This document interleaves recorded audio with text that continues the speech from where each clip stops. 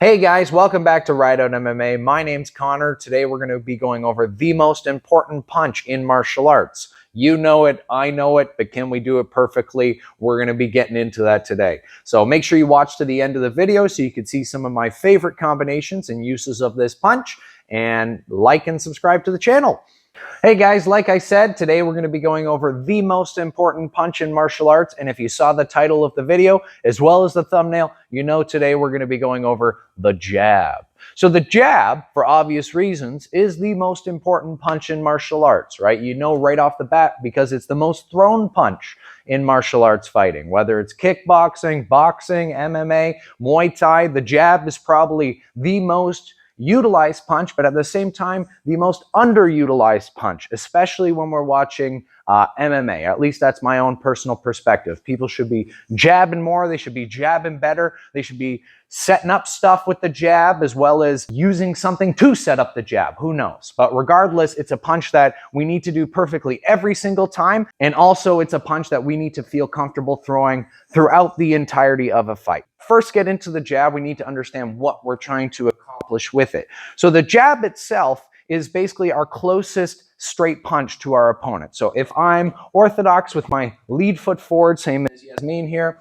Oh, by the way, this is Yasmin. She's going to be helping us out today. Sorry for not saying that earlier. But, right, so if my lead foot is forward, my left foot, right, that side, my straight punch over top of that foot would be my jab. If I was southpaw with my right foot forward, then my right straight would be my jab, right? Straights are the category of punches. The jab and the cross are the punches within that category. So to start with the jab, learning the mechanics.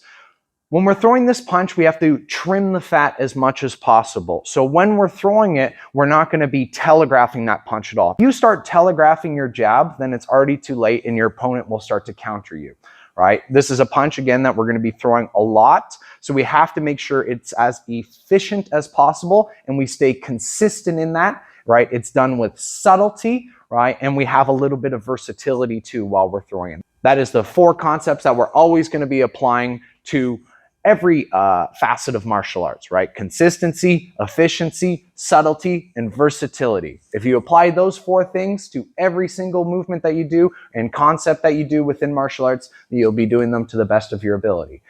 Easier said than done. So to start with the jab, right? When I'm throwing my lead straight, my jab, I need to make sure that I'm not telegraphing it. So right off the bat, I need to make sure that my hands are in consistent position. I'm starting with my hands up, whatever that looks like. For me, I don't really care where your guard is, as long as, again, you're consistent with it.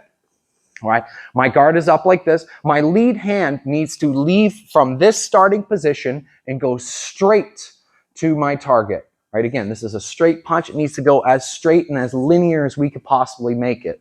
So again, right, when I'm throwing this punch, straight to the target and straight back to the exact same position. All right. So first off, that's really what we're looking to do. All right. For that punch, you want to imagine as if there's a wall on the side of your body. So you're not flaring up before you throw it. I'm not pulling back before I throw this shot. Right from this position, I fully extend and turn over, and then I fully retract. I'm leading with my pinky. My elbow is almost directly underneath my fist. My shoulder starts to roll up, and it turns over to this point where my knuckles are all landing exactly on where I wanted to throw them. And then I suck it right back in, right, with the same efficiency that I threw it with. You never want to throw a punch and loop it back. One of my least favorite things to see in martial arts is when those really flashy sort of YouTube style kickboxers go boof, they throw the punch and then they go. I'm like, wow, you look so fucking cool, dude. Right? But you're really not getting anything extra done by doing that motion. It's not going to help you out in the long run to go, right, or to go jab and suck it back in, unless this is your stance and you're always throwing it from this position. But if you go up to your face, throw the punch, drop it, back up to your face, throw the punch, drop it, right? You're never going to have the best jab that you want to throw. You want to be able to throw it and suck it right back into where it was starting from every single time. If we stay consistent with that, you're going to have a really, really good punch. And it's not going to be telegraphed or countered by your opponent as frequently. There's obviously no absolutes in martial arts, but we try to do our best to stick to those 4 rules that I mentioned at the start. So again, when I'm throwing my jab with Yasmin here, she's showing her pad to me. All right, right from my chin, without any pump, without any pullback, without any drop, right from this position. I'll snap to the pad and snap it straight back. All right, as soon as you get into this habit, your partner will start to recognize that you're about to throw a punch, and they'll be able to counter and sort of move and defend that punch a lot better. But if you're snapping it right from your face, then it's a lot harder to read and recognize. So we understand the arm mechanics of what our jab is going to be doing, right? My arm is going to be fully extending, finishing with structure perfectly straightened out just like this. So all of my bones are directly behind where that impact is going, right? If we don't have structure on the jab, basically it will land and then shatter on impact, whether it's from our wrist, our elbow, our shoulder, but something will break. When I finish, right, let's say if Yazi's holding the pad here, I should be able to hold this even if she starts to push me back, right? And it should be with 0 strength to be able to hold this position, even if she really tried to push me away.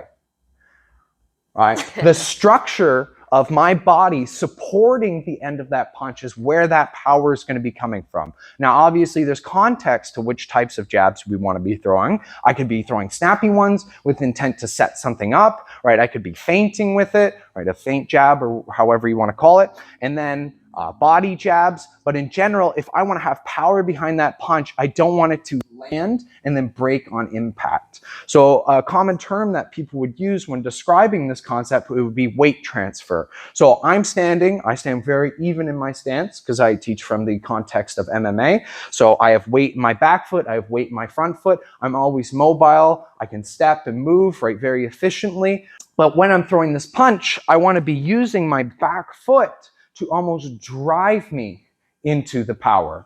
So for a lot of the other punches that we throw, we use torque and rotation to create the power for that strike. For this one specifically, and it's unique because of it, we're not going to be utilizing that concept as much. Now, obviously, we're not going to be finishing off perfectly square like this. I'm still going to be using, right, some very subtle rotation to drive behind that punch. But in general, the power is going to be utilized by pushing off of our back foot and really making it feel like a spear or a bayonet or a battering ram versus like a whip when we want to have power and penetration on the punch, right? Remember that I'm mentioning that. This is not a catch-all. There's no absolutes in anything that I'm saying. So I'm pushing off my back foot, driving, taking a little step with my lead foot and feeling my weight come from my back foot to my front and finishing off with that perfectly structured, unbreakable spear. Okay? So again, if you watch it from this angle, right, I'm pushing off my back foot, boom. And then I suck it straight back in. You don't want to feel like you're falling forward though and having to reach where I let my shoulders come in front of my hips and I end off in sort of a position like this. Because now if you look at my back foot, there's really no weight on top of it at all. And whenever you have no weight on top of a foot, you always need to put your feet back down and then you can start to move again. And you can think about that as 2 movements. If I'm taking, right, 2 movements before I can start to actually like get into my footwork again, then I'm going to be slowing myself down in the long run. You want to keep that foot on the ground so I can continue to move right away again. So now getting into the footwork with the jab. So we need to be able to time our feet as seamlessly with the punch as best as we possibly can. I know that's sort of a wordy way of saying that, but all right, the point is going to get across right now. So when I'm throwing this punch, I want to be able to time whatever foot that I'm stepping first with that punch. And this is something that we've went over in the past with sort of fundamental footwork, and we'll kind of get into it a little bit deeper right now in the context of this punch. But I'm stepping my lead foot forward, and as that lead foot lands, boom, right, at the exact same time my foot is making a sound of hitting the mat, my punch is making the sound of punching their face. And then I suck it back in. So you can see how they're timed together. Right? You don't want it to look like this. All right, where they're not really flowing in unison. right? The beat is kind of off there, and that gives our opponent an opportunity to recognize what's happening and react before our punch even lands, or landing the punch before my foot lands, right? Or that was kind of even more awkward, but all right. You can see how it kind of looks awkward versus this.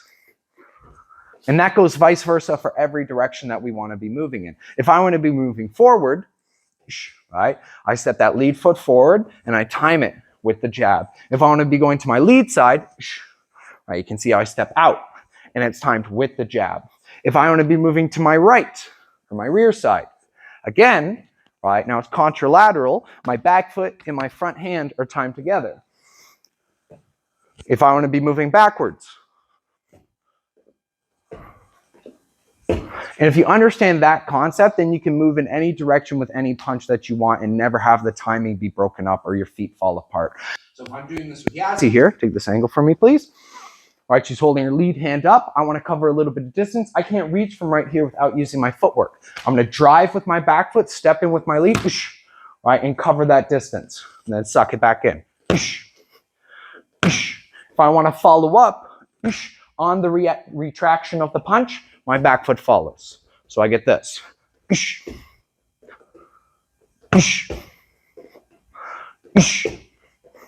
Cool? All right, if I want to be moving to my lead side, let's say I'm working around my opponent to set up a kick or a punch, whatever. I'm working around my opponent. All right, I step again to the left.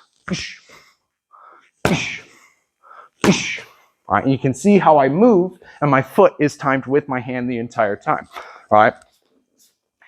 If Yasmin's chasing me, all right, on that back step, I'm timing it with the jab. Back to the corner, please.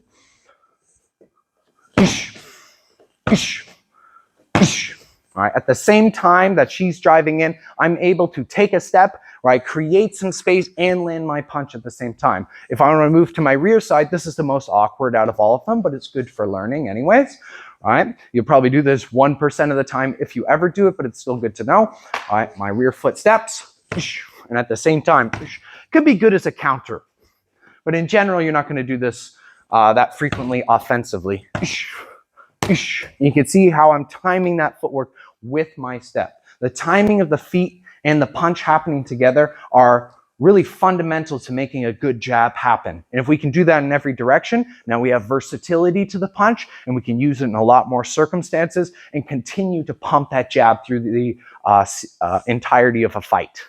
So again, maintaining that footwork is going to be really important for actually being able to flow with our jab, whether it's with a single, a double, a triple, a quadruple, an infinite. And that's the beauty about doing this footwork if it's done perfectly with the punch. There's no break in the rhythm at any point, in any direction that I'm going to be moving. So again, to sort of explain this concept, I'm timing my lead foot with my jab when I'm going to my lead or to my left side, because I'm orthodox, and I can move in sequence on the initial step. I can time it with the punch, and on the retraction of my punch, I reel my back foot in. So I get this. All right, or going back the other way, same idea. Going forwards and going backwards. And I always need to stay consistent with the arm mechanics as well, right? Snapping to fully extend, right? Retracting, maintaining the structure on the end of the punch, and using my footwork in sequence with that punch. So if I'm working with Yazzie, and let's say I'm just continually backing her up, right? I should be able to do it to an infinite degree as long as, I don't, pass out or whatever, gas out. And I can just keep walking her back. All right, non-stop. I never lose that rhythm. So a single, a double, a triple, right, quadruple, it's all done with the exact same mechanics. So the difference between throwing a singular jab, right, a double jab, a triple jab is really about the tempo that we're throwing the punch at. Obviously, we want to pick up the speed and the pace when we're throwing, right, multiples of punches at a time, but we don't want to lose the integrity or the, like I keep mentioning, the structure of that strike and just sort of make it like this. But again, right, thinking about the jab as our most commonly thrown punch, our most important punch, there's tons of different variations of it. I'm showing you really one variation of a punch. So we have sort of the fundamental baseline version of it. Even for me, when I'm throwing doubles and triples, I try to throw with the same consistency and strength that I would give to a single jab, right? I know that's really hard to apply when we're doing it in real fighting, and sometimes it just kind of looks like this, but you can even see my footwork there is still being maintained. We'll cover more about the doubles and the triples and different applications of, building on the jab in further videos. But for right now, for the single jab, I really want you guys to get down that footwork, the timing, the structure that we were mentioning before into the punch.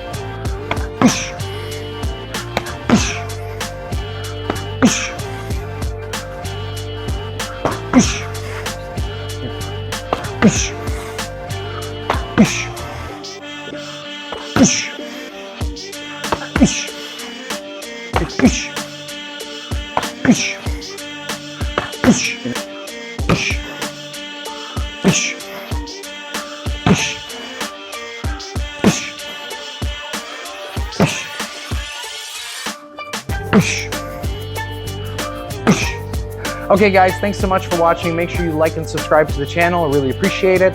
And make sure you check out some of the other videos. Leave a comment if you want to see something else in the future for us to break down. But again, thanks for watching. See you next time.